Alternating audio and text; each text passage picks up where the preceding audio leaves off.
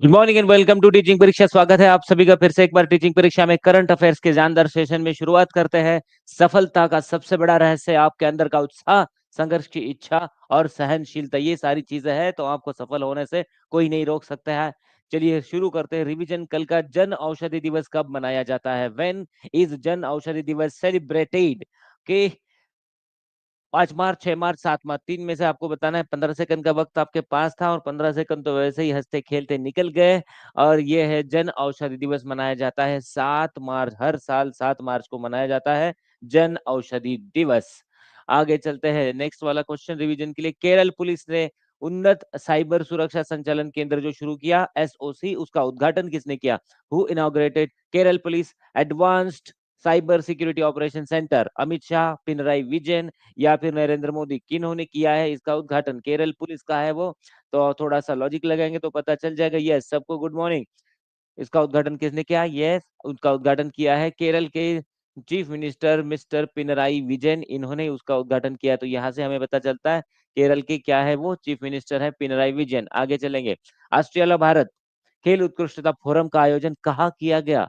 Where was Australia India sports excellence forum organise? Nai Delhi में, मुंबई में या फिर गांधीनगर गुजरात में? कहाँ पे इसका आयोजन किया गया था? ऑस्ट्रेलिया भारत खेल उत्कृष्ट फोरम, इसका आयोजन कहाँ किया गया? 15 सेकंड, ठीक है। चलिए 15 सेकंड या 15 सेकंड से ज्यादा आपको मिल जाते हैं। नई दिल्ली में किया गया, मुंबई में किया गया या फिर गांधीनगर गुजरात में किया गया? यस, ऑस्ट्रेलिया भारत खेल उत्कृष्टता फोरम का आयोजन गांधीनगर गुजरात में किया गया है। थोड़ा सा ध्यान रखा कीजिए। कल ही हमने इसका रिवीजन किया था, कल पढ़ा था, और कल जो हमने कल के क्लास में चीजें पढ़ी है उन सभी का रिवीजन हम लोग कर रहे हैं। चलो नेक्स्ट वाला क्वेश्चन आगे चलते हैं। खेलो इंडिया पैरा गेम्स 2025 की घोषणा किसने की थी? Who announced the Khelo India para games 2025? ये पैरा वाले गेम्स है, पैरा जो दिव्यांग व्यक्तियों के लिए होते हैं वो वाले पैरा गेम्स। तो इसकी घोषणा किसने की है? अनुराग ठाकुर जी ने की है या फिर मनसुख मांडविया जी है जो खेल मंत्री है उन्होंने की, या फिर नरेंद्र मोदी जी ने की है? यस, सबको good morning. Okay, no problem, good morning है सबको, गुड मॉर्निंग। अनुराग ठाकुर, मनसुख मांडविया या फिर नरेंद्र मोदी? यस, आपका सभी का आंसर सही है। 15 सेकंड में आपने जवाब दे दिया। हाँ, इसका आंसर है मनसुख मांडविया। अगला सवाल। हाल ही में कैबिनेट ने गोविंद घाट से हेमकुंड साहिब 12.4 किलोमीटर तक रोपवे परियोजना को किस राज्य में मंजूरी दी है? हिमाचल प्रदेश में दी है, उत्तराखंड में दी है या फिर अरुणाचल प्रदेश में दी है? कौन से स्टेट में दी है? गोविंद घाट से हेमकुंड साहिब 12.4 किलोमीटर का ये रोपवे है। कौन सी योजना? रोपवे परियोजना। वक्त हो चुका है खत्म और इसकी मंजूरी दी है कहाँ पे? उत्तराखंड में। ओके, चलो नेक्स्ट वाला क्वेश्चन, रिवीजन वाला क्वेश्चन।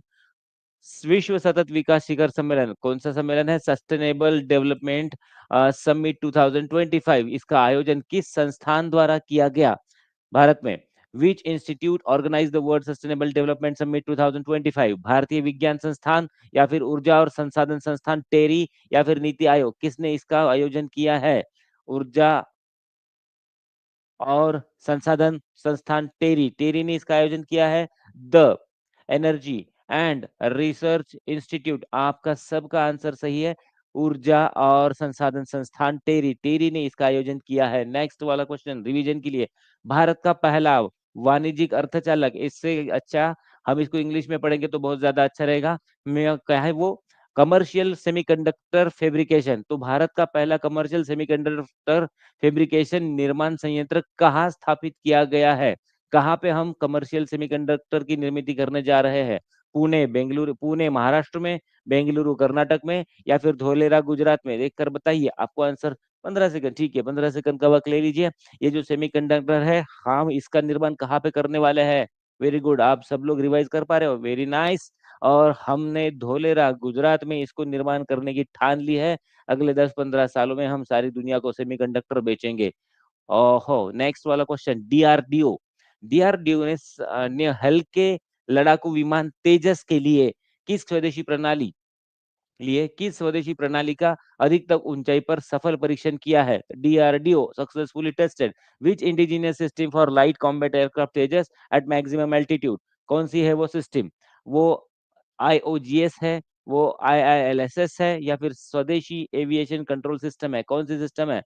स्वदेशी लाइव स्वदेशी इंटीग्रेटेड लाइफ सपोर्ट सिस्टम, स्वदेशी एविएशन कंट्रोल सिस्टम, या फिर स्वदेशी ऑक्सीजन जनरेटर सिस्टम? कौन सा है इसका answer?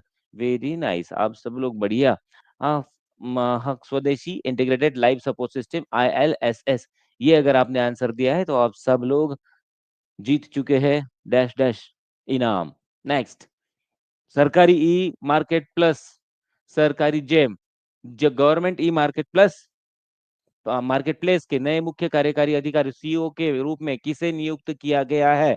Who has been appointed as the new chief executive officer of government e marketplace? किसकी? संजीव कुमार जी की, अजय कुमार भादु जी की, या फिर अरविंद कुमार जी? किसको नियुक्त किया गया है? वेरी गुड, अगर आप इसका जवाब देते हो अजय कुमार भादु तो आप जीत जाते हैं आज की ये quiz. Next time, next question, प्रधानमंत्री नरेंद्र मोदी ने भावी पीढ़ियों के लिए खाद्य सुरक्षा और आनुवंशिक संसाधन सुनिश्चित करने के लिए किस संस्थान की स्थापना की घोषणा की है? राष्ट्रीय जैव विविधता केंद्र की, राष्ट्रीय बीज बैंक की, या फिर राष्ट्रीय जीन बैंक की? कौन से बैंक की स्थापना करने की घोषणा की है? ध्यान से थोड़ा सा बारीकी से पढ़े इस क्वेश्चन को। प्रधानमंत्री नरेंद्र मोदी ने भावी पीढ़ियों के लिए खाना रहे, खाद्य सुरक्षा रहे और आनुवंशिक संसाधन सुनिश्चित करने के लिए किसकी स्थापना की घोषणा की है? किसकी स्थापना की घोषणा की है? जीन बैंक, याद रहे कौन सी बैंक है वो? Gene bank. जीन जीन, और किसके जीन हम रखने वाले हैं? हम पेड़ पौधों के, फसलों के जीन, उनके बीज रखने वाले हैं, और बीजों के जीन रखने। बीज से हम कंफ्यूज हो सकते हैं, बीज, लेकिन हमने जीन की बैंक रखी है, याद रहे। कंफ्यूजिंग है ऐसा, इतना इजी क्वेश्चन है, पेपर में आने के बाद हमको लग सकता है कि राष्ट्रीय बीज बैंक, वो बीज बैंक नहीं, वो जीन बैंक है। ये वर्ड हमको ध्यान में रखना है, GENE, जनुक होते हैं, GENE, जीन। ओके, तो जीन याद रखे। बीज से कंफ्यूजन हो सकता है, लेकिन यह बीज नहीं जीन है। हम सारे पेड़ पौधों के जीन रखेंगे, उनके जीन्स रखेंगे, उनके गुणसूत्र रखेंगे। नेक्स्ट कंट्रोल, चलिए आगे बढ़ते हैं। साहित्य अकादमी सम्मेलन महोत्सव 2025 का आयोजन कहाँ किया गया? कोलकाता पश्चिम बंगाल में किया गया, मुंबई महाराष्ट्र में किया गया, या फिर नई दिल्ली भवन, नई दिल्ली में रविंद्र भवन में किया गया? साहित्य अकादमी साहित्य महोत्सव 2025 का आयोजन कहाँ हो रहा है? 15 सेकंड का वक्त था, खत्म हो चुका है, और इसका आयोजन हुआ है नई दिल्ली रविंद्र भवन में। वेरी नाइस, आगे बढ़ते हैं। चंद्रमा पर उतरने वाला अमेरिकी निजी कंपनी, याद रखें, निजी कंपनी फायरफ्लाई एरोस्पेस का लैंडर का नाम क्या है? जो लैंडर उन्होंने भेजा है चंद्रमा पर उतरने वाला, और अमेरिका की निजी कंपनी है, ठीक है। गवर्नमेंट की कंपनियां भेजती है, नासा भेजती है, इसरो भेजती है, तो कोई कोई बात नहीं, लेकिन निजी कंपनियां जब कोई चीज चंद्रमा जैसी जगह पर भेजती है तो एग्जामिनेशन के लिए पॉइंट ऑफ द व्यू से इंपॉर्टेंट चीज हो जाती है, तो ये भी इंपॉर्टेंट होगी।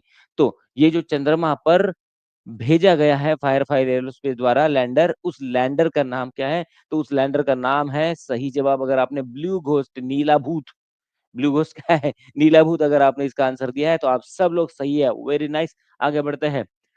माइक्रोसॉफ्ट ने हाल ही में कौन सा नया एआई टूल पेश किया है? एआई मतलब आर्टिफिशियल इंटेलिजेंस, जो चिकित्सा पेशेवरों को डॉक्यूमेंटेशन से राहत देने की मदद करेगा।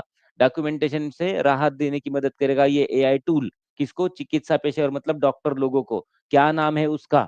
Option A Med GPT, option B Dragon Copilot, और ऑप्शन कॉली, सॉरी कॉपीलॉट है, क्या है? ड्रैगन कॉपीलॉट, और सी एज्योर हेल्थ एआई। क्या है इसका जवाब? और इसका जवाब है ड्रैगन कॉपीलॉट। अगर ये आपने जवाब दिया है तो आप सब लोग सही है, ड्रैगन कॉपीलॉट। नेक्स्ट, चलिए, तो ये थे हमारे आज के कल के रिवीजन के क्वेश्चन। हमने कल में जो पढ़ा था उसका जल्दी से फटाफट रिवीजन कर लिया। अब चलते हैं टुडेज करंट अफेयर्स में, जहां टुडेज करंट अफेयर्स में देखते हैं क्या होने वाला है। चलो, अंतरराष्ट्रीय महिला दिवस कब मनाया जाता है? और आज है वो अंतरराष्ट्रीय महिला दिवस। सारी लेडीज को हमारा क्लास, सबसे पहले हमारे क्लास में जो लेडीज हमारा क्लास देख रही है, जो सारी वुमेन हमारे क्लास देख रही है, उन सभी को अंतर्राष्ट्रीय महिला दिवस की हार्दिक शुभकामनाएं। आप सभी लोगों से तो दुनिया चल रही है, और ये जो पीपीटीज बनती है इनके पीछे भी लेडीज है, उनको भी, और ये जो हमारी क्लास हम लाइव की है उनको भी अंतर्राष्ट्रीय महिला दिवस की हार्दिक शुभकामनाएं। आज है इंटरनेशनल वुमेन्स डे, अंतर्राष्ट्रीय महिला दिवस। सबको शुभेच्छा देते हुए, सबको शुभकामनाएं देते हुए आगे बढ़ते हैं। 8 मार्च, अंतर्राष्ट्रीय महिला दिवस हर वर्ष 8 मार्च को मनाया जाता है। 2025 का क्या विषय है? थीम क्या है? देखिए, 2025 का विषय मतलब 2025 की होती है थीम। ये जो थीम है, सभी महिलाओं और लड़कियों के लिए अधिकार, समानता और सशक्तिकरण। ओके, चलिए, सभी महिलाओं और लड़कियों के लिए अधिकार, समानता और सशक्तिकरण इस साल की थीम है। लक्ष्य क्या है? समान अधिकार और अवसर प्रदान करना कर युवा महिलाओं और किशोरियों को सशक्त बनाना। किसको देखिए, इस साल की थीम तो हमने देख ली। लक्ष्य क्या है? समान अधिकार दिलाना है, समान अवसर प्रदान करना है और युवा महिलाओं और किशोरियों को सशक्त बनाना, ये इसका इस दिन का लक्ष्य है। चलो आगे बढ़ते हैं। सरकार लैंगिक समानता और महिला सशक्तिकरण के लिए प्रतिबद्ध है। शिक्षा, स्वास्थ्य, डिजिटल समावेशन, आर्थिक स्वतंत्रता पर जोर दे रहा है। महिलाओं की भागीदारी भारत की विकास गाथा को आगे बढ़ा रही है। देखिए, महिलाओं की भागीदारी भारत की विकास गाथा को आगे बढ़ा रही है और इसमें कोई दो राय नहीं है। नीति निर्माण, सामुदायिक सहभागिता और डिजिटल समावेशन से सशक्तिकरण को क्या मिलेगी? सशक्तिकरण को गति मिलेगी। चलिए फिर से एक बार, अंतर्राष्ट्रीय महिला दिवस 2025 पर राष्ट्रीय सम्मेलन का उद्घाटन कौन करेंगी? चलिए, जो राष्ट्रीय सम्मेलन जो होने वाला है 2025 में अंतर्राष्ट्रीय महिला दिवस का, तो उसका उद्घाटन कौन करेंगी? Who will inaugurate the national conference? Okay, national conference on international women's day 2025। और इसका जवाब हम देखेंगे, यस, राष्ट्रपति द्रौपदी मुर्मू जी। राष्ट्रपति श्रीमती द्रौपदी मुर्मू जी, आज हमारे देश की राष्ट्रपति भी एक महिला है, उनको भी वुमेन्स डे की हार्दिक शुभकामनाएं। राष्ट्रपति श्रीमती द्रौपदी मुर्मू जी इसका उद्घाटन करेगी। महिला एवं बाल विकास मंत्रालय द्वारा, ये मंत्रालय याद रखेंगे, कौन सा मंत्रालय? महिला और बाल विकास मंत्रालय द्वारा नारी शक्ति से विकसित भारत विषय पर, कौन से विषय पर? नारी शक्ति से विकसित भारत विषय पर राष्ट्रीय स्तर का सम्मेलन नई दिल्ली के विज्ञान भवन में, नई दिल्ली की कौन से भवन में? विज्ञान भवन में। जैसे साहित्य अकादमी का प्रोग्राम कहाँ हुआ था? वो रविंद्र भवन में हुआ था। अब ये कहाँ पे हो रहा है? ये नई दिल्ली के विज्ञान भवन में हो रहा है। ओके, तो इसका उद्घाटन करने वाली है हमारी देश की महामहिम राष्ट्रपति श्रीमती द्रौपदी मुर्मू जी।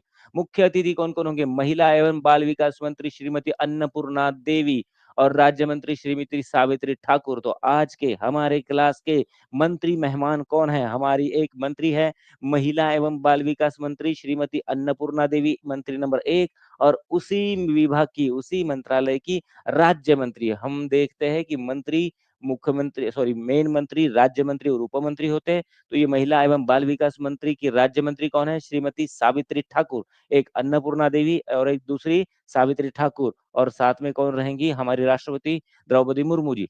सशस्त्र बलों, अर्धसैनिक बलों और दिल्ली पुलिस की महिला अधिकारी। अब इस कार्यक्रम में कौन-कौन रहने वाले हैं? देखिए, सशस्त्र बलों की अधिकारी, अर्धसैनिक बलों की अधिकारी और दिल्ली पुलिस की महिला अधिकारी। ये तीनों जो बल है, इन सब की महिला अधिकारी यहाँ पे शामिल होने वाली है। मेरा युवा भारत के स्वयंसेवक, ओहो! मेरा युवा भारत के स्वयंसेवक, आंगनवाड़ी और आशा कार्यकर्ता, स्वयं सहायता समूह की सदस्य लोग, ये भी इनमें शामिल होने वाली है। विश्व bank, world bank, UNICEF, UN महिला, यूएनडीपी, यूएनएफपीए जैसे अंतर्राष्ट्रीय संगठनों के प्रतिनिधि भी यहाँ पर रहने वाले। कितना बड़ा आयोजन होने वाला है देखिए। ये जो अभियान है, हैशटैग शी बिल्ड्स भारत के तहत महिलाओं के योगदान को उजागर किया जाएगा। ये जो हैशटैग जो है, शी बिल्ड्स भारत के तहत महिलाओं के योगदान को सारी दुनिया के सामने उजागर कर दिया जाएगा। नेक्स्ट मुद्दा, honorary order of freedom of Barbados. Honorary order of freedom of Barbados, Barbados नाम की एक जो कंट्री है, उससे रिलेटेड है। ये पुरस्कार किसे प्रदान किया गया? और चित्र में आप देख ही पा रहे होंगे, who has been awarded the honorary order of freedom of Barbados award, किसे दिया गया? चित्र देखकर बताएंगे। हमारे देश के प्रधानमंत्री माननीय नरेंद्र मोदी जी को मिला है। प्रधानमंत्री नरेंद्र मोदी को बारबाडोस सरकार द्वारा, ओके, ये बारबाडोस कंट्री है, तो उनके सरकार द्वारा honorary order of freedom of Barbados पुरस्कार से सम्मानित किया गया।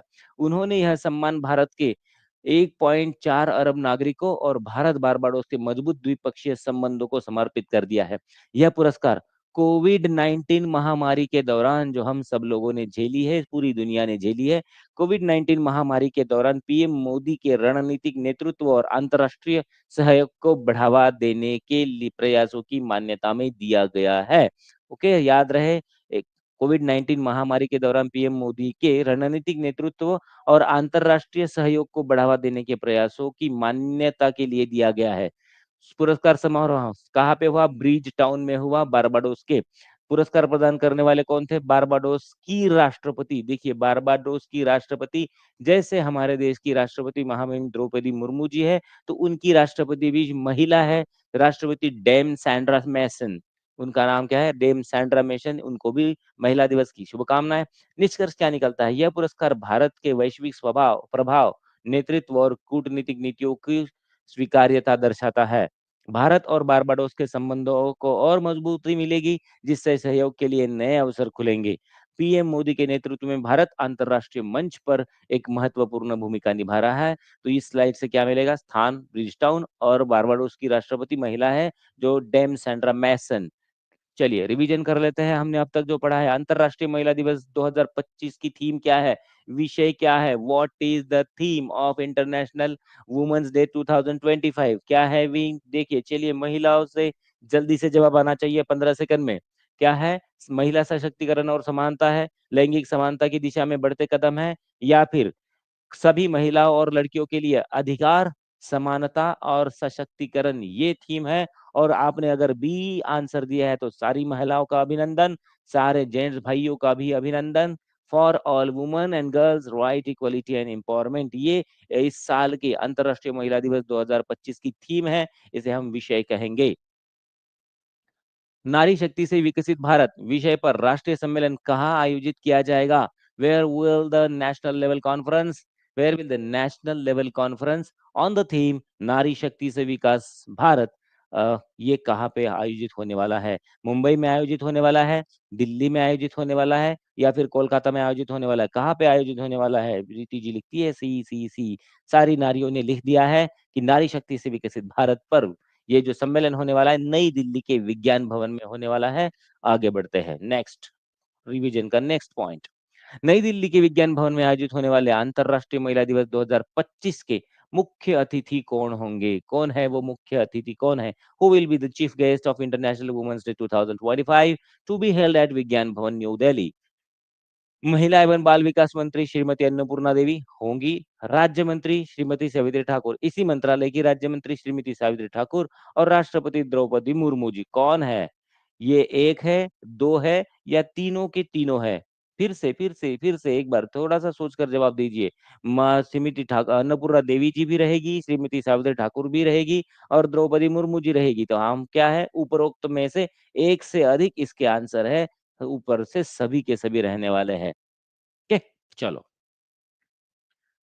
शी बिल्ड्स भारत हैशटैग है ये वाला, हाँ, हैशटैग शी बिल्ड्स भारत अभियान का उद्देश्य क्या है बताएँगे आप? महिलाओं के लिए डिजिटल समावेशन को बढ़ावा देना, महिलाओं के योगदान को उजागर करना, या फिर महिलाओं को आत्मनिर्भर बनाने की नई नीतियाँ लागू करना। शी बिल्ड्स भारत, इसका क्या इस अभियान का उद्देश्य क्या रहने वाला है? क्या बताने की कोशिश करेंगे आप, या फिर क्या बताना चाहेंगे? महिलाओं के योगदान को उजागर करना? Very good. इसका आंसर क्या रहेगा? महिलाओं के योगदान को उजागर करना, या फिर उपरोक्त में से एक से अधिक? इसका आंसर है सही में महिलाओं के योगदान को उजागर करना। ओके, यहाँ पे योगदान को उजागर करना इस हैशटैग का स्पेशली उद्देश्य है। नारी शक्ति से विकसित भारत विषय पर राष्ट्रीय सम्मेलन किसके द्वारा आयोजित किया जा रहा है? चलिए बताइए, ये जो नारी शक्ति वाला जो आयोजन है, ये किसके द्वारा हो रहा है? नीति आयोग कर रहा है, या फिर महिला एवं बाल विकास मंत्रालय कर रहा है, या फिर शिक्षा मंत्रालय कर रहा है? 15 सेकंड में इसका जवाब देने की कोशिश करें। नीति आयोग, महिला एवं बाल विकास मंत्रालय, या फिर शिक्षा मंत्रालय? नारी शक्ति से विकसित भारत, इस विषय पर जो नेशनल कॉन्फ्रेंस होने वाली है, हो रही है, इसका आयोजन कौन कर रहा है? और अगर आपने इसका जवाब दिया है महिला एवं बाल विकास मंत्रालय, तो आप सब लोग सही है। ठीक है? चलो, महिला एवं बाल विकास मंत्रालय, क्यों मंत्रालय? क्योंकि दोनों मंत्री वहाँ पे आने वाले, ये भी हमें याद रखना है। नेक्स्ट, चलिए रिवीजन के बाद हाल ही में किस भारतीय फुटबॉलर ने अंतरराष्ट्रीय फुटबॉल से संन्यास वापस लेने की घोषणा की है? देखिए, संन्यास पहले ले लिया था, लेकिन अभी संन्यास वापस लिया है। उनको बड़ा दर्द हुआ कि नहीं भाई, मैं अभी भी खेल सकता हूँ, तो पहले ले लिया वाला संन्यास वापस ले लिया है। आप चित्र में अगर देखकर पहचान पाएंगे तो सही बात है, अगर नहीं पहचान पाए तो नाम तो मैं बताने वाला हूँ। तो हाल ही में किस भारतीय फुटबॉलर ने अंतरराष्ट्रीय फुटबॉल से संन्यास वापस लेने की घोषणा की है? तो वो है Sunil Chhetri, one and only Bharat के स्टार फुटबॉल प्लेयर, भारतीय फुटबॉल के दिग्गज है वो। दिग्गज सुनील छेत्री ने अंतरराष्ट्रीय फुटबॉल से संन्यास लिया था, अब वो वापस ले रहे हैं। मुख्य कोच, मैनुएल मार्केज के आग्रह पर उन्होंने राष्ट्रीय टीम में वापसी का फैसला किया। कौन है मुख्य कोच उनके? Manuel Marquez. मार्च 2025 फीफा इंटरनेशनल विंडो के लिए 26 सदस्यीय भारतीय टीम में उनका नाम शामिल किया गया। तो कौन सी? मार्च में होने वाले है फीफा इंटरनेशनल विंडो जो है उसमें उनके जो 26 सदस्यीय भारतीय टीम है, हाँ, यस यस बिल्कुल बनेंगी। चलो, सुनील छेत्री का करियर की उपलब्धि देखिए, 94 अंतरराष्ट्रीय गोल के साथ दुनिया में चौथे सबसे ज्यादा गोल करने वाले खिलाड़ी है। देखिए, भारत इतना बड़ा देश है, भारत में हमारे एक ऐसा खिलाड़ी है जो दुनिया में चौथे नंबर पे है अंतरराष्ट्रीय गोल करने वाले। मतलब सारी दुनिया फुटबॉल खेलती है, हम भी खेलते हैं, लेकिन हमने हमारे खिलाड़ी ने 94 अंतरराष्ट्रीय गोल किए हैं और चौथे नंबर पे थे। ओके, पिछले साल जून 2024 में अंतरराष्ट्रीय फुटबॉल से संन्यास की घोषणा उन्होंने की थी, 2025 में जून में। अब भारतीय टीम की ब्लू किट में वापसी के लिए तैयार है। अब वो क्या, भारतीय टीम की ब्लू किट मतलब हमारा किट जो है ना, हमारा यूनिफॉर्म जो होता है, खेलने का जो ड्रेस होता है वो ब्लू होता है, तो ब्लू किट में वापस आएंगे। एएफसी एशियाई क्वालिफायर कप 2026 का क्वालिफायर, भारत का पहला मैच 25 मार्च को बांग्लादेश के खिलाफ है, ठीक है। तो एएफसी एशियाई कप 2027 जो होने वाला 2037 में क्या होने वाला है, एशियन फेडरेशन का एशियाई कप 2027, उसका जो क्वालिफायर मैच है, तो क्वालिफायर मैच बांग्लादेश के साथ है, तो उसके लिए उसकी शिरकत हो जाएगी। दोनों मैच शिलोंग मेघालय में खेले जाएंगे। दोनों मैच कहाँ खेले जाएंगे? शिलोंग, मेघालय की राजधानी शिलोंग में खेले जाएंगे। निष्कर्ष, सुनील छेत्री की वापसी से भारतीय टीम को अनुभव और नेतृत्व मिलेगा। AFC Asia cup 2037 qualifier Bharat के लिए अहम टूर्नामेंट होगा और मुख्य कोच जो मर्केज है, उनकी रणनीति के तहत भारतीय टीम मजबूत और संतुलित दिखाई दे रही है। ओके, नेक्स्ट वाला मुद्दा, मौके, भारतीय अंतर्देशीय जलमार्ग प्राधिकरण AWAI ने जम्मू कश्मीर में रिवर क्रूज पर्यटन को बढ़ावा देने के लिए किसके साथ समझौता ज्ञापन पर हस्ताक्षर किए है? तो करना क्या है, जम्मू कश्मीर में रिवर क्रूज पर्यटन, रिवर क्रूज क्या होता है, जो नदी में जो नाव होती है और उसको रिवर क्रूज कहेंगे, और शिप जो समंदर में होती है वो बड़ा क्रूज तो होता ही है, ठीक है। जम्मू कश्मीर सरकार के साथ समझौता किया है, किसके साथ समझौता किया है? देखिए, भारतीय अंतर्देशीय जलमार्ग जो प्राधिकरण है, उस प्राधिकरण ने जम्मू कश्मीर के सरकार के साथ किया है समझौता। उसके उद्देश्य क्या है? जम्मू और कश्मीर में रिवर क्रूज पर्यटन को बढ़ावा देना। किस चीज को बढ़ावा देना है? जम्मू कश्मीर में रिवर क्रूज पर्यटन को बढ़ावा देना, क्षेत्र में रोजगार के अवसरों को बढ़ाना और आर्थिक विकास को प्रोत्साहित करना। और सबसे ज्यादा इंपॉर्टेंट क्या होता है? रोजगार, वो नहीं मिलेगा तो yes yes yes STCT strategy playlist बना दिया है। उसमें 19 वीडियो शामिल हो चुके हैं अब तक। पर्यटन और अवकाश यात्रा के लिए जलमार्ग बुनियादी ढांचे का विकास करना। तो पर्यटन और अवकाश यात्रा के लिए जलमार्ग के बुनियादी ढांचे को मजबूत करना, ये इसका उद्देश्य है। ओके, क्लियर हो चुका ये मुद्दा है। नदी है, याद रखना, नदी में क्रूज रहेगा। नदी में ये जो हमारी नदी है, यहाँ पे ऐसी नदी वाली नाव रहेगी। ओके, नदी वाली नाव, हाँ, तो ये नदी वाली, नदी में जो क्रूज है उसका पर्यटन है, उसके लिए ये सारी चीजें हो रही है। ये समझौते पर हस्ताक्षर और प्रमुख हस्तियां कौन कौन है? हस्ताक्षर कार्यक्रम श्रीनगर में, चिंतन शिविर कार्यक्रम में हुआ, श्रीनगर में हस्ताक्षर कार्यक्रम हुआ है। उपस्थित केंद्रीय मंत्री देखिए, सर्बानंद सोनोवाल, आज के हमारे तीसरे मंत्री, आज के क्लास के मंत्री। ये बड़ी अच्छी बात है कि हमारे रोज की क्लास में कम से कम 2 या 3 मंत्री हाजिरी लगाकर जाते हैं। सर्बानंद सोनोवाल बंदरगाह, जहाजरानी और जलमार्ग मंत्री है। सर्बानंद सोनोवाल, सोनोवाल क्या है? बंदरगाह, जहाजरानी और जलमार्ग मंत्री। क्योंकि ये नदिया के जलमार्ग के से रिलेटेड कार्यक्रम है, तो इसमें जलमार्ग मंत्री का होना तो बनता है। जम्मू कश्मीर में राष्ट्रीय जलमार्ग, नेशनल वाटरवेज, जम्मू कश्मीर में कौन से राष्ट्रीय जलमार्ग है? ओके, नेशनल हाईवे नहीं कहा है हमने, नेशनल वाटरवे कहा है। जी, चिनाब नदी नेशनल वाटरवे नंबर 26, झेलम नदी नेशनल वाटरवे नंबर 49 और रावी नदी नेशनल वाटरवे नंबर 84। ओके, याद रहेगा, देख कोशिश कीजिए, चिनाब नदी में भी, झेलम नदी में भी और रावी नदी में है। ओके, चलो, सर्बानंद सोनोवाल को याद रखते हुए आगे बढ़ेंगे। उत्तराखंड के किन दो गांवों को 1962 के युद्ध के दौरान खाली कराया गया था, जिनके पुनर्वास की योजना सरकार बना रही है?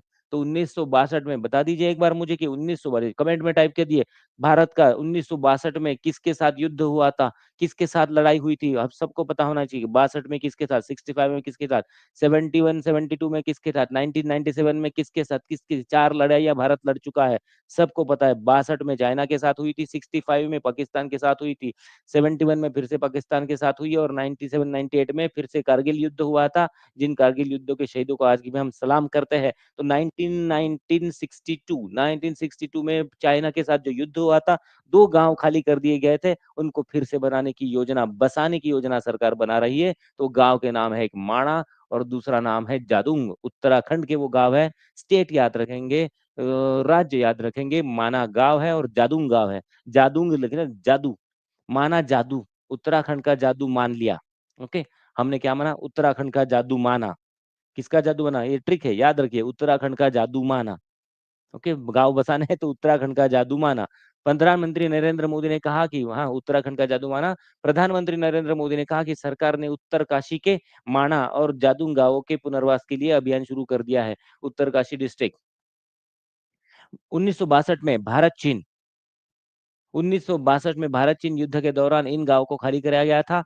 भारत और चीन, ये अब इन्होंने बताया। सरकार इन गांवों को प्रमुख पर्यटन स्थल में बदलने के लिए कार्य कर रही है। ठीक है, सिर्फ बसाएंगे नहीं, तो हम इनको क्या करेंगे, प्रमुख पर्यटन स्थल के तौर पर भी प्रसिद्ध कराएंगे, जहां सारी दुनिया आ जा सके कि चलिए भैया हमको दिखा दीजिए कौन से वो गांव है जिनको चाइना की लड़ाई के वक्त खाली कराया गया था, उन्हीं गांव के दर्शन करके हम आएंगे। सीमावर्ती गांव को अंतिम गांव नहीं बल्कि प्रथम गांव कहा जाएगा। वेरी गुड, पहले इनको अंतिम गांव कहा जाता था, सीमा पे जो गांव होते थे। अब इनको क्या कहा जाएगा, भारत का पहला गांव माना। देखिए कितना जबरदस्त इनको मिला है सम्मान, फर्स्ट इंडियन विलेज माना। इनको आखिरी गांव नहीं कहा जाएगा, उधर से आते हो तो ये भारत का पहला गांव बना जाएगा। ठीक है, तो माना गांव को कौन सा गांव माना जाएगा, भारत का प्रथम गांव, पहला गांव।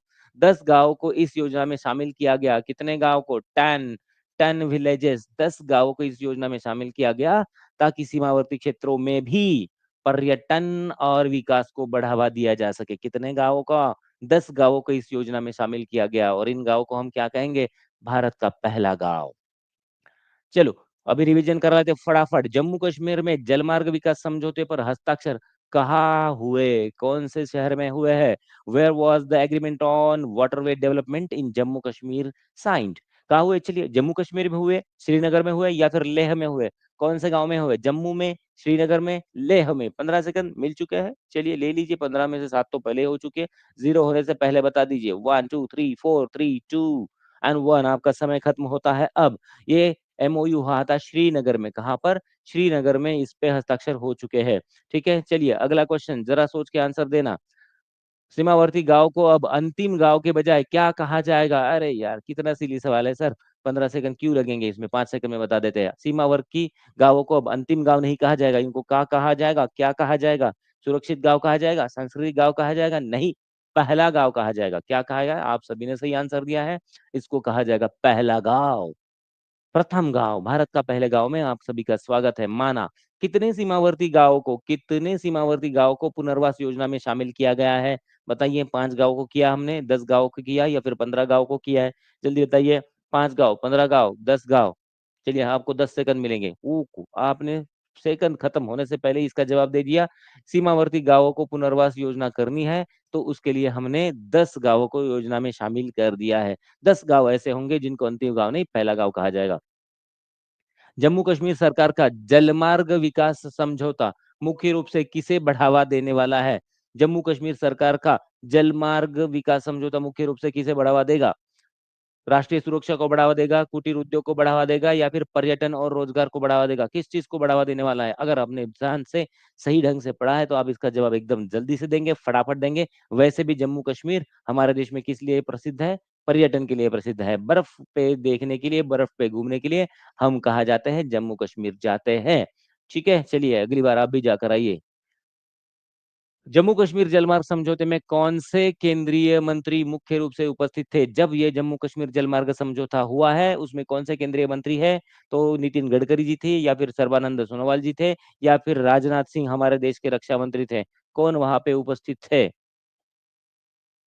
वहां जगह पे उस जगह पर कौन उपस्थित थे? नितिन गडकरी, सर्बानंद सोनोवाल या फिर राजनाथ सिंह? ओहे, वेरी गुड, आपने 15 सेकंड खत्म होने से पहले ही जवाब दे दिया। सर्बानंद सोनोवाल, सोनोवाल। ओके, ये हमारे देश के केंद्रीय मंत्री शामिल थे, सर्बानंद सोनोवाल जी। सुनील छेत्री दुनिया में सबसे ज्यादा अंतर्राष्ट्रीय गोल करने वाले खिलाड़ियों की सूची में किस स्थान पर है? अभी भी सुनील छेत्री बने हुए किस स्थान पर? इतने बड़े देश के इतने बड़े खिलाड़ी और दुनिया में कितने नंबर पर है? अरे, उंगली नहीं बताऊंगा, सबको पता है सुनील छेत्री अंतर्राष्ट्रीय रैंकिंग में कौन से नंबर पे है। विराट कोहली सबको पता होते हैं, रोहित शर्मा सबको पता होते हैं, बुमराह सबको पता है, लेकिन फुटबॉल का ऐसा खिलाड़ी हमारे पास है जो दुनिया में चौथे नंबर पर है। दुनिया में कई देश फुटबॉल खेलते आ रहे हैं, लेकिन उन सारे देशों के खिलाड़ियों को पछाड़कर हमारे सुनील छेत्री दुनिया में कौन से नंबर पर है? दुनिया में चौथे नंबर पर है। ये हमारे लिए गर्व की बात है, ये हमारे अभियान की बात है। ये बहुत ही इंपॉर्टेंट पॉइंट है, याद रखें। ये इस साल ये एग्जामिनेशन में आने वाला क्वेश्चन है कि सुनील छेत्री रिटायर हो गए, लेकिन रिटायर होकर वापस भी आए, और वापस आने के बाद वो खेलना चालू कर दिया, और उनके साथ साथ उनका रैंक चौथा है। ये इस बार पेपर में आ सकता है। सुनील छेत्री कितने अंतरराष्ट्रीय गोल कर चुके हैं? कितने अंतरराष्ट्रीय गोल कर चुके हैं सुनील छेत्री जी? इंटरनेशनल गोल बाय 85 किए हैं, 90 किए हैं, या फिर 94 किए हैं? अभी और 6 इंटरनेशनल गोल कर देंगे तो उनकी सेंचुरी हो जाएगी। वेरी गुड, आप सबने सही आंसर दिया है। 94, 94 गोल कर चुके हैं हमारे सुनील छेत्री जी। ओके, नेक्स्ट वाला क्वेश्चन, आगे बढ़ते हैं। विविधता का अमृत महोत्सव का आयोजन कहाँ किया जा रहा है? वेयर इज द विविधता का अमृत महोत्सव? विविधता का अमृत महोत्सव, अमृत महोत्सव कब किया जाता है? 75 ईयर्स के बाद हो जाता है ना, हमारे देश की स्वतंत्रता को 75 साल कंप्लीट हुए, तो हम कहाँ हैं? हम 75 साल मना चुके हैं, अमृत काल कहते हैं इसके, क्या कहेंगे?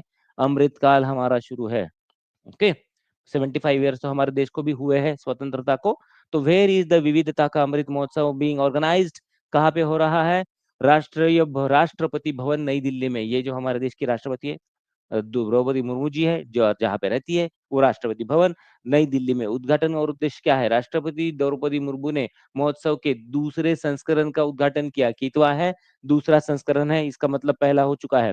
दक्षिण भारत की समृद्ध सांस्कृतिक विरासत, कला और परंपराओं को प्रदर्शित करने के लिए यह आयोजन किया गया है। कौन से भारत की? याद रखें, दक्षिण भारत की समृद्ध सांस्कृतिक विरासत, कला और परंपराओं को प्रदर्शित करने के लिए 7 से 9 मार्च तक ये जारी रहेगा। वक्त मिले तो जाकर आना। भाग लेने वाले राज्य कौन से हैं और केंद्र शासित प्रदेश कौन से हैं? इसमें कर्नाटक है, इसमें केरल है, इसमें तमिलनाडु है, तेलंगाना है, आंध्र प्रदेश है, लक्षद्वीप और पुडुचेरी है। कर्नाटक, केरल, तमिलनाडु, तेलंगाना, आंध्र प्रदेश, लक्षद्वीप एंड पुडुचेरी। ओके, चलिए, ये कौन से राज्य भाग लेने वाले राज्य है? केंद्र शासित प्रदेश कर्नाटक, केरल, तमिलनाडु, तेलंगाना और आंध्र आंध्र प्रदेश। ओके, चलिए। हम्म हम्म।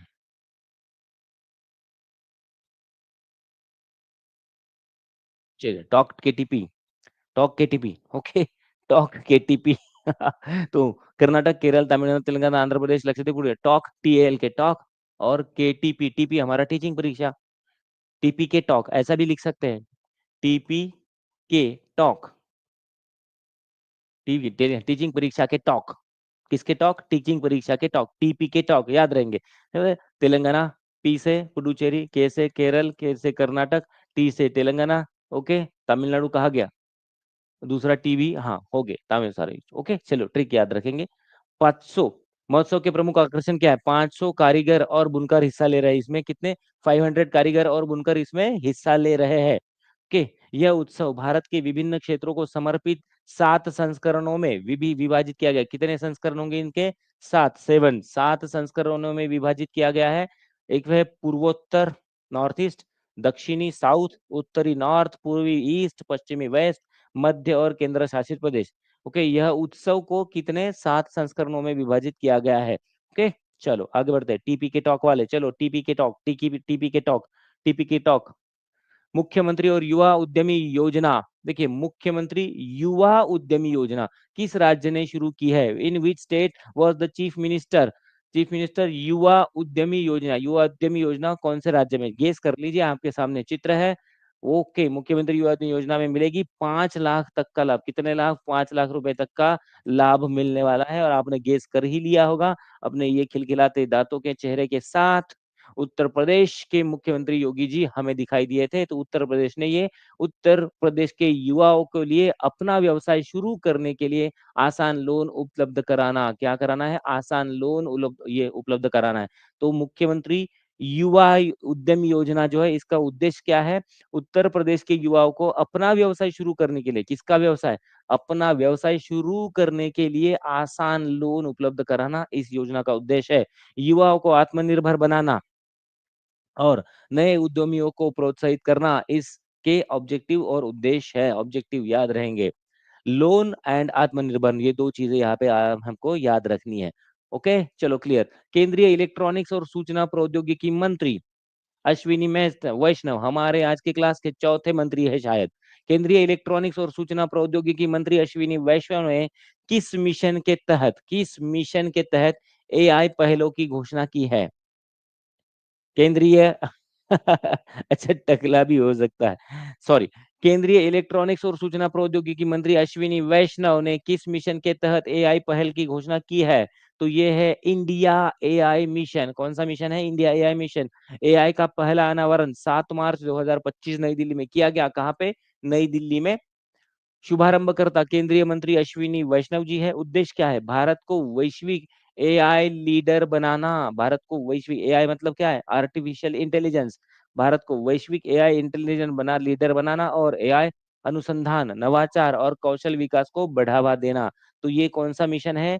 India AI mission. कौन सा मिशन? India AI mission. एक और चीज यहाँ पे याद रखिए, एआई कोश। कौन सा कोश?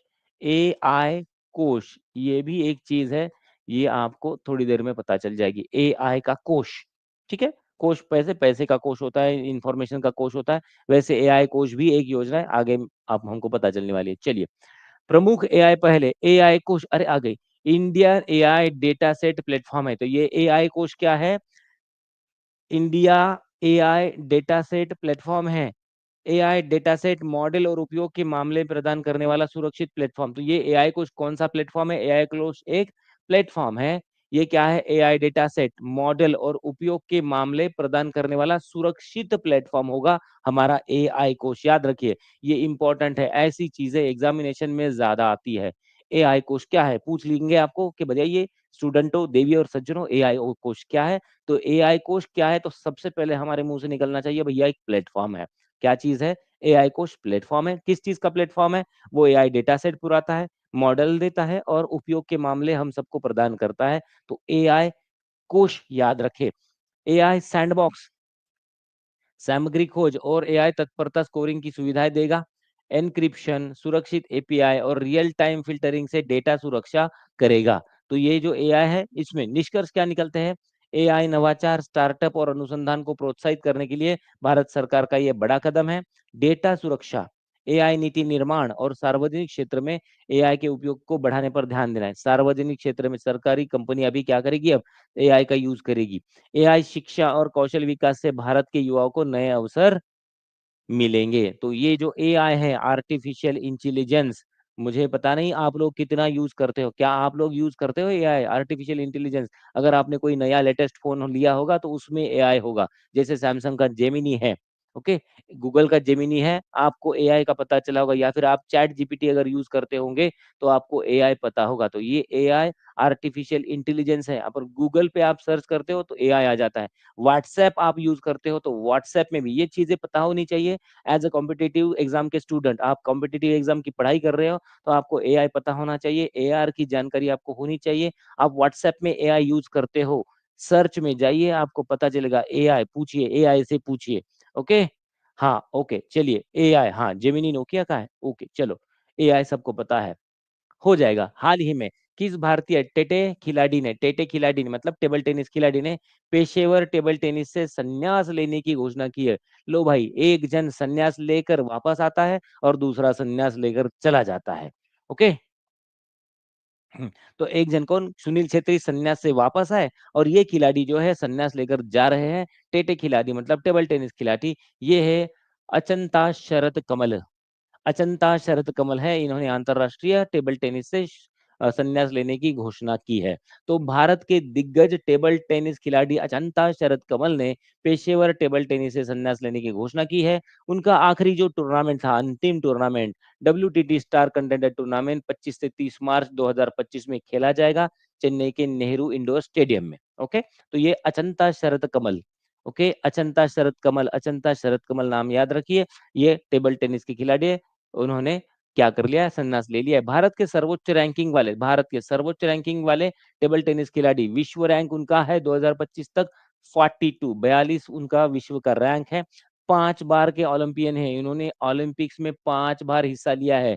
10 बार के राष्ट्रीय एकल चैंपियन, 10 बार राष्ट्रीय चैंपियनशिप जीती है। भारत के सबसे सफल, भारत के सबसे सफल टेबल टेनिस खिलाड़ी। ऐसा टेबल टेनिस खिलाड़ी अगर संन्यास लेता है तो एग्जामिनेशन में पूछा जाता है। एशियाई खेलों के कई पदक जीते हैं। राष्ट्रमंडल खेलों में 5 संस्करणों में 13 पदक जीते हैं और ये रिकॉर्ड है। कौन से खेलों में? राष्ट्रमंडल खेलों में, CWG कॉमनवेल्थ गेम्स जिनको हम कहते हैं, 13 पदक जीते हैं अकेले इंसान ने और ये इनका रिकॉर्ड है। तो इनके क्वेश्चन क्यों ना पूछा जाए। 2006 CWG मेलबर्न में पदार्पण किया था 2006 में, और पुरुष एकल और टीम में स्वर्ण पदक भी जीता था। ओके, 2022 के CWG बर्मिंघम में 4 पदक, 3 स्वर्ण और 1 रजत भी जीता है। और सर्वश्रेष्ठ विश्व रैंकिंग इनकी एक बार 30 रह चुकी है। तो एक बार ये 30वीं रैंकिंग तक पहुंच चुके हैं, 30 से ऊपर नहीं गए। तो फिलहाल उनकी 42 रैंकिंग है 2025 में, और एक बार वो 30वीं रैंकिंग तक भी गए थे। तो इतने रिकॉर्ड प्लेयर वाले खिलाड़ी है अचंता शरत कमल, पेपर में आने की तैयारी रखते हैं। मुद्दे अब तक जो हुए उनका रिवीजन। इंडिया एआई मिशन का मुख्य उद्देश्य क्या है, बता दीजिए। इंडिया एआई मिशन का मुख्य उद्देश्य भारत को वैश्विक एआई लीडर बनाना, एआई अनुसंधान और नवाचार को बढ़ावा देना, एआई शिक्षा और कौशल विकास को बढ़ावा देने। 15 नहीं 20 सेकंड ले लीजिए, लेकिन इसका जवाब बताने की कोशिश करें। 15 की जगह 20 ले लीजिए, मुझे कोई टेंशन नहीं है। भारत को वैश्विक एआई लीडर बनाना, एआई अनुसंधान और नवाचार को बढ़ावा देना, एआई शिक्षा और कौशल विकास को बढ़ावा देना, क्या है जल्दी से इसका आंसर देने की कोशिश करें। आया? अच्छा, डी डी आप देना चाहते हो, वेरी गुड, रुक जाइए। ओके, ये भी है, वैश्विक लीडर बनाना भी है, अनुसंधान और नवाचार को बढ़ावा देना भी है, और एआई शिक्षा और कौशल विकास को बढ़ावा देना, ये सारी चीजें आनी चाहिए। तो इसलिए हमारा आंसर बन जाता है आंसर नंबर डी, एक से अधिक, उपरोक्त में से एक से अधिक। नेक्स्ट वाला, इंडिया एआई मिशन के तहत शुरू गए एआई प्लेटफॉर्म में से कौन सा है? चलिए, प्लेटफॉर्म पूछा है, चलिए मैंने पढ़ाते पढ़ाते हमने याद रखा था कि इस प्लेटफॉर्म का नाम हमको याद रखना है, और जैसे ही हम उस नाम को लेते हैं तो हमारे सामने नाम आना चाहिए प्लेटफॉर्म। तो ये कौन सा प्लेटफॉर्म है? एआई हब है, एआई क्लाउड है, या फिर एआई कोशा है? एआई कोश, यस, कौन सा कोश? एआई कोश, एआई कोश, याद रहे, एआई कोश, एआई कोश, ये एआई कोश यहाँ पे इसका आंसर होने वाला है। याद रहे, ये इंपॉर्टेंट चीज है, बहुत इंपॉर्टेंट चीज है। एआई कोश या VVIMP, इसको करके रख दीजिए। एक बार किसी न किसी एग्जामिनेशन में ये कोश आपको आके दिखाई ही देगा। उत्तर प्रदेश सरकार की नई योजना, मुख्य लाभार्थी कौन होगा? अब नई योजना आप पूछेंगे, सर नई योजना, ऐसी तो कई योजनाएं उत्तर प्रदेश सरकार ने निकाली होगी। अरे भैया, हमने उद्यमियों के, युवा उद्यमियों के लिए जो योजना उत्तर प्रदेश ने शुरू की है, उस योजना की बात कर रहे हैं। बताइए इसके लाभार्थी कौन है? नाम में ही इसके लाभार्थी है। इसके लाभार्थी कौन होंगे? यस, अगर आपने जवाब दे दिया है, नए उद्यमी और युवा, नए युवा उद्यमी, न्यू एंटरप्रेन्योर्स ऑफ यूथ, ये इनके लाभार्थी होंगे, क्योंकि योजना ही युवा उद्यमियों के लिए है उत्तर प्रदेश सरकार की। क्लियर? और कितने मिलने वाले हैं? 5 लाख मिलने वाले हैं। किस चीज के लिए? अपना खुद का व्यवसाय शुरू करने के लिए 5 लाख मिलेंगे। टेबल टेनिस खिलाड़ी अचंता शरद कमल के करियर की कौन सी प्रमुख उपलब्धि सही है? क्या क्या उपलब्धि? 5 बार के ओलंपियन है, इन्होंने 5 बार ओलंपिक में हिस्सा लिया है। दूसरी देखिए, 10 बार के राष्ट्रीय एकल चैंपियन है, और राष्ट्रमंडल खेलों में रिकॉर्डधारी 13 पदक ये जीत चुके हैं। तो क्या लगता है आपको, इसका आंसर क्या होगा? 5 बार ओलंपियन, यस, 5 बार ओलंपिक खेल चुके हैं, 10 बार राष्ट्रीय एकल चैंपियन रह चुके हैं, नेशनल सिंगल चैंपियन, और राष्ट्रमंडल खेलों में, जिसको हम कॉमनवेल्थ गेम्स कहते हैं, उसमें 13 पदक जीत चुके हैं, रिकॉर्ड। तो ये सारी बातें सही है उनके बारे में, और हम इनको लॉक करेंगे ऑप्शन नंबर डी को। Clear, more than one of the above. Next वाला क्वेश्चन, अजंता शरत कमल का अंतिम आखिरी टेबल टेनिस टूर्नामेंट कौन सा होगा जो खेलने वाले हैं मार्च में 25 से 30 मार्च के दरमियान? तो एशियाई खेल 2025, ओलंपिक 2028 या फिर डब्ल्यूटीटी स्टार कंटेंडर टूर्नामेंट 2025, कौन सा होगा उनका आखिरी टूर्नामेंट? इसी मार्च में, इसी महीने में वो खेलने वाले हैं। तो उसका हो गया। ओके, सबने आंसर बता दिया है, ए बी सी? नहीं, C C C, very good. WTT star contender 2000 contender tournament 2025, ये इनका आखिरी होने वाला है। इस दिग्गज को सलाम करने के लिए तैयार रहिए। एआई इंडिया मिशन के शुभारंभकर्ता कौन है भैया? Who was who was the inaugurator of the AI India mission? AI India mission का इनॉग्रेशन, उद्घाटन किसने किया था? प्रधानमंत्री नरेंद्र मोदी जी ने किया है, केंद्रीय मंत्री अश्विनी वैष्णव जी ने किया है, या फिर नितिन गडकरी जी ने किया है? हाईवे मिनिस्टर नितिन गडकरी, किसने किया है? केंद्रीय मंत्री अश्विनी वैष्णव, ऐसा लगता है आपको? अगर ऐसा आपको लगता है तो केंद्रीय मंत्री अश्विनी वैष्णव जी ने इसका उद्घाटन किया है, आपका सही है। नेक्स्ट पॉइंट, हाल ही में भारतीय reserve bank RBI reserve Bank of India ने कार्यकारी निदेशक के रूप में किसे नियुक्त किया है? कार्यकारी निदेशक के रूप में किसे नियुक्त किया है? Recently who has been appointed as the executive director of Reserve Bank of India, किसको नियुक्त किया है देख लेते हैं। वह है अजीत रत्नाकर जोशी। अजीत जोशी जी को आरबीआई के निदेशक के रूप में, ईडी क्या है? कार्यकारी निदेशक, एग्जीक्यूटिव डायरेक्टर कहा जाता है इसको। क्या कहा जाता है? Executive director, ED. ईडी वो ईडी अलग है, इन्फॉर्मेशन एनफोर्समेंट डिवीजन वो अलग है। हाँ, ये कार्यकारी निदेशक है। कार्यकारी निदेशक मतलब एग्जीक्यूटिव डायरेक्टर। वे सांख्यिकी और सूचना प्रबंधन विभाग तथा वित्तीय स्थिरता विभाग की देखरेख करेंगे। कौन सा विभाग? सांख्यिकी और सूचना प्रबंधन विभाग, information management and the department of financial stability. ठीक है, oversee the department of statistic and information management and the department of financial stability. Clear है? अजीत जोशी, कम से कम अजीत जोशी याद रहे। हाल ही में किस खिलाड़ी ने चैंपियंस ट्रॉफी 2025 से बाहर होने के बाद वनडे क्रिकेट से संन्यास लिया है? क्यों आज सारे लोग संन्यास की ही बातें कर रहे हैं? चैंपियंस ट्रॉफी 2025 हो चुकी है मतलब शुरू है। आज 8 तारीख है, कल 9 तारीख हमारा अंतिम सामना, उसको क्या कहेंगे? फाइनल मैच हम खेलने वाले हैं। भारत वाले खिलाड़ी न्यूजीलैंड के साथ फाइनल मैच खेलने वाले हैं। उसी चैंपियन ट्रॉफी से रिलेटेड ये क्वेश्चन है। किसने चैंपियन ट्रॉफी से, वो टीम बाहर हो गई और बाहर होने के बाद संन्यास लेने की घोषणा किसने किया है? अनिल राजभर जी ने लिया है, ख्वाहिश जी ने बताया है, सब लोगों ने बताया है। क्या बताया? वो खिलाड़ी है ऑस्ट्रेलिया के और बांग्लादेश के, दो दो खिलाड़ी है। तो बांग्लादेश के मुशफिकुर रहीम और ऑस्ट्रेलिया के स्टीव सी स्मिथ, इन दोनों ने बस क्रिकेट से संन्यास। प्रकाश कुशवाहा जी कहते हैं नहीं जी, भारत जीतेगा, जीतेगा भाई जीतेगा, भारत जीतेगा। बांग्लादेश के मुशफिकर रहीम और ऑस्ट्रेलिया के स्टीव स्मिथ ने संन्यास की घोषणा की है। ओके, बांग्लादेश के अनुभवी विकेट विकेट कीपर बल्लेबाज, ये मुशफिकुर क्या है? विकेट कीपर बल्लेबाज है। वनडे क्रिकेट से संन्यास लेने की घोषणा की। कौन सा क्रिकेट? देखिए, वनडे एक दिवसीय क्रिकेट मैच से संन्यास लेने की घोषणा की। संन्यास की घोषणा चैंपियंस ट्रॉफी 2025 में बांग्लादेश के अभियान के समापन के बाद उन्होंने कर दी है।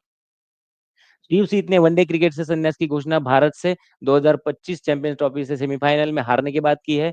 वनडे क्रिकेट, अभी ऑस्ट्रेलिया को भारत ने सेमीफाइनल में हरा दिया था और उसके बाद उन्होंने वनडे, याद रखे यहाँ पे सबसे इंपॉर्टेंट बात है, सब लोग वनडे कह रहे हैं। वनडे एक दिवसीय मैच जिसमें 50-50 ओवर का खेल खेला जाता है, उससे घोषणा की है। वे टेस्ट और टी20, देखिए टेस्ट भी खेलेंगे और टी20 अंतरराष्ट्रीय क्रिकेट खेलना जारी रखेंगे स्टीव स्मिथ जी। ओके, स्मिथ ने ऑस्ट्रेलिया के लिए 170 वनडे मैच खेले हैं, जिसमें 5,800 रन बनाए और 12 शतक शामिल है। कुछ भी नहीं है, हमारे कौन से विराट कोहली तो 300 मैच खेल चुके हैं, 302। ओके, चलो। हाल ही में महिला संस्थापकों वाली कंपनी, देखो महिला संस्थापकों वाली कंपनियों द्वारा जुटाई गई ऑल टाइम फंडिंग के मामले में अमेरिका के बाद दूसरे स्थान पर कौन रहने वाला है? अमेरिका तो ऑब्वियसली पहला है, और दूसरा स्थान किसको मिला है हाल ही में? महिला संस्थापकों द्वारा महिला संस्थापकों की जो कंपनियां होती है, जिन कंपनियों को महिलाओं ने क्या किया है, महिलाओं ने स्थापित किया है, उनके द्वारा जुटाई गई ऑल टाइम फंडिंग जो है, फंडिंग मतलब पैसा, तो उसमें अमेरिका पहले नंबर पे है, तो दूसरे नंबर पे कौन रहने वाला है? यस, ऑब्वियसली हम बात क्यों करेंगे दूसरे देश की, हम भारत की बात करेंगे। तो भारत दूसरी रैंक पे है। महिला संस्थापकों द्वारा जुटाई गई कुल फंडिंग में भारत अमेरिका के बाद दूसरे स्थान पर है। अब तक भारत में महिला नेतृत्व वाले स्टार्टअप ने कुल 26.4 26.4 बिलियन डॉलर की फंडिंग जुटाई है। यहाँ पे बिलियन है, मिलियन नहीं है, बिलियन डॉलर। भारत में 7,000 से ज्यादा एक्टिव महिला नेतृत्व वाले स्टार्टअप्स है। कितने महिला नेतृत्व वाले, ये कितनी, आज महिला दिवस है और महिला दिवस के दिन पर तौर पर ये बहुत ही अभिमानास्पद बात है कि भारत में 7,000 से ज्यादा स्टार्टअप ऐसे हैं जिनकी ऑर्गेनाइजर मेन बॉस कौन है, महिला है, जो कुल स्टार्टअप्स का 7.5% है। मतलब भारत में जो 100% स्टार्टअप है उसमें से 7.5% कितने हैं, महिलाओं के स्टार्टअप्स है, और उनकी संख्या 7,000 से ज्यादा है। नेक्स्ट, बेंगलुरु सबसे आगे। सबसे आगे कौन सा शहर है, बेंगलुरु। बेंगलुरु महिला नेतृत्व वाले स्टार्टअप्स और जुटाई गई फंडिंग दोनों में शीर्ष स्थान पर है। तो महिला नेतृत्व वाले स्टार्टअप्स भी बेंगलुरु में ज्यादा है और जुटाई गई फंडिंग में भी बेंगलुरु सबसे आगे है। मतलब दोनों जगह पर बेंगलुरु सबसे आगे है। इसके बाद है मुंबई और उसके बाद है दिल्ली, एनसीआर का स्थान है। भारत की वैश्विक फंडिंग में भारत, दिल्ली एनसीआर क्यों कहा जाता है पता है ना आपको? एनसीआर क्यों कहा जाता है? What is NCR? एनसीआर होता है नेशनल, क्या होता है? National, NATIONL। चलिए टाइप कर दीजिए, national capital, national capital R का रीजन, नेशनल कैपिटल रीजन होता है एनसीआर। याद रहे, दिल्ली एनसीआर को एनसीआर क्यों कहा जाता है? कि पूरा का पूरा उसमें एरिया होता है। और कौन सा एरिया? नेशनल कैपिटल रीजन का शॉर्ट फॉर्म है एनसीआर। 2022 में भारत के स्टार्टअप्स ने वैश्विक फंडिंग में 15.18 का योगदान किया है। 2024 में महिलाओं द्वारा सह नेतृत्व वाले स्टार्टअप्स ने फंडिंग के मामले में भारत को अमेरिका और यूके के बाद तीसरे स्थान पर रखा है। अब दोनों को अगर मिला दे, भारत महिला और पुरुष दोनों का सह नेतृत्व कर गए, तो उसमें भारत तीसरे स्थान पर आता है। ठीक है, हाँ चलिए। 16वें जंबो मजूमदार अंतरराष्ट्रीय सेमिनार का उद्घाटन किसने किया? Who inaugurated the 16th Jumbo Majumdar international seminar? Okay, 16वां जंबो मजूमदार इंटरनेशनल सेमिनार, इसका उद्घाटन किसने किया? तो वायु सेना प्रमुख air chief marshal AP Singh ji ने इसका क्या किया है, उद्घाटन किया है। वायुसेना के प्रमुख air chief marshal AP Singh. Okay, आयोजन का स्थल वायुसेना सभागार नई दिल्ली। आयोजक है centre for air power speed caps. क्या है? Centre for air power studies caps, इसका आयोजक है। AP सिंह कौन है? वायुसेना के प्रमुख है, एयर चीफ मार्शल होता है वायुसेना प्रमुख में। जम्बो मजूमदार अंतरराष्ट्रीय सेमिनार के बारे में अगर देखा जाए तो यह एक वार्षिक सेमिनार है जो भारतीय वायुसेना के वीर पायलट स्वर्गीय, देखिए कौन है मजूमदार? भारतीय सेना के वीर पायलट स्वर्गीय विंग कमांडर करुण कृष्ण मजूमदार की स्मृति में आयोजित किया जाता है। तो वो कौन है? मजूमदार क्यों कहते हैं हम? कि वो भारतीय वायुसेना के वीर पायलट है, स्वर्गीय विंग कमांडर करुण कृष्ण मजूमदार की स्मृति में आयोजित किया जाता है। मजूमदार स्वतंत्रता पूर्व भारत के एक उत्कृष्ट लड़ाकू पायलट थे। स्वतंत्रता पूर्व, भारत के स्वतंत्रता पूर्व भारतीय वायुसेना के भविष्य के रणनीतिक दृष्टिकोण को विकसित करने के लिए यह सेमिनार एक महत्वपूर्ण मंच साबित होगा।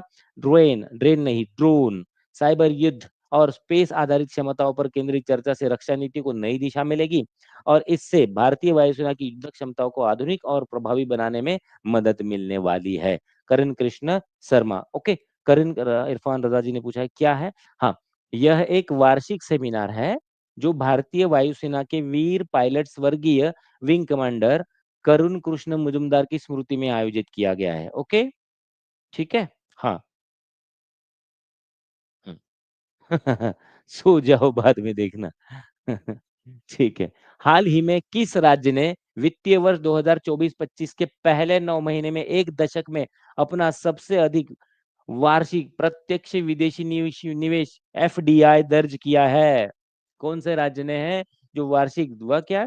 देखिए हाल ही में कौन से राज्य ने, राज्य की बात कर रहे हैं हम, वित्तीय वर्ष 2025 के पहले 9 महीनों में एक दशक में अपना सबसे अधिक विदेशी निवेश दर्ज किया है। विदेशी क्या होते हैं? फॉरेन डायरेक्ट इन्वेस्टमेंट, फॉरेन से आने वाला जो पैसा है, एफडीआई कौन से राज्य ने जमा किया है पिछले 10 साल में सबसे ज्यादा? तो वो है महाराष्ट्र। महाराष्ट्र के चीफ मिनिस्टर शिवम देवेंद्र फडणवीस जी यहाँ पे दिखाई दे रहे हैं। ऐतिहासिक प्रत्यक्ष विदेशी निवेश 2024-25 के पहले 9 महीने में अप्रैल से दिसंबर 2024 तक कितना है? 1,39,434 करोड़ का एफडीआई महाराष्ट्र में प्राप्त हुआ है। यह एक दशक में राज्य द्वारा दर्ज किया गया सबसे अधिक एफडीआई है। मतलब पिछले 10 साल में, दशक कितना होता है? 10 साल का।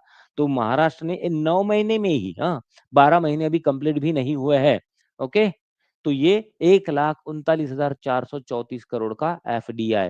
अक्टूबर 2019 से दिसंबर 2024 तक महाराष्ट्र में कुल एफडीआई प्रवाह 6,71,883 करोड़ तक पहुंचा है। यह भारत में कुल एफडी इक्विटी का 31% है। मतलब भारत में जो एफडीआई आता है उसका 31% अकेले महाराष्ट्र में आया है। ओके, देखिए, अक्टूबर 19 से दिसंबर 24 तक महाराष्ट्र में 6,71,863 करोड़ का एफडीआई आया है। और ये पूरे भारत का कितना है? पूरे भारत का 31%।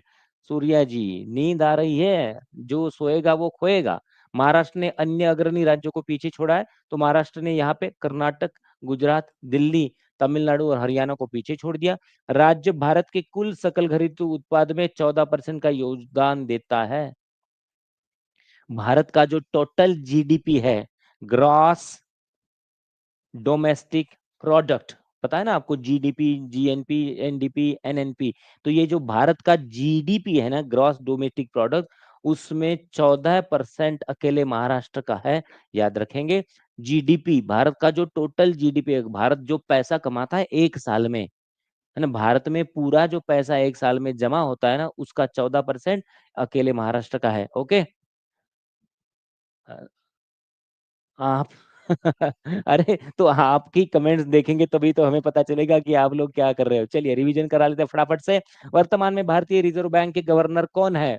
वर्तमान वर्तमान में हमने पूछा क्या है? गवर्नर पूछा है। और वे इस पद पर नियुक्त होने वाले कितने व्यक्ति है? चलिए जल्दी से बता दीजिए, कौन है भारत के वर्तमान में reserve governor general, sorry governor general ने, आरबीआई के गवर्नर, बता दीजिए जल्दी से फटाफट। वक्त शुरू कर देता हूँ, 15 सेकंड का वक्त आपको मिलने वाला है। वर्तमान में जल्दी बताना है,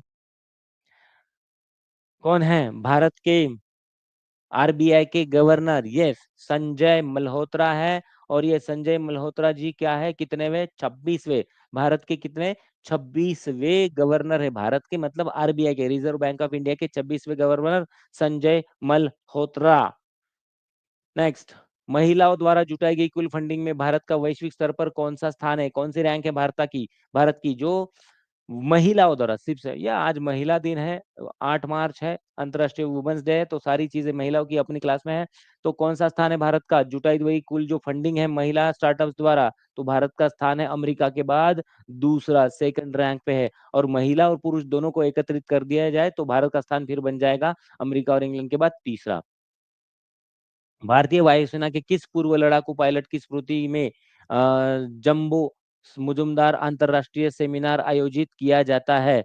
कौन सा है वो? बताइए जल्दी से। करुण कृष्ण मजुमदार, अरुण सिंह राठौड़, या फिर राजीव सक्सेना? किसकी याद में किया जाता है?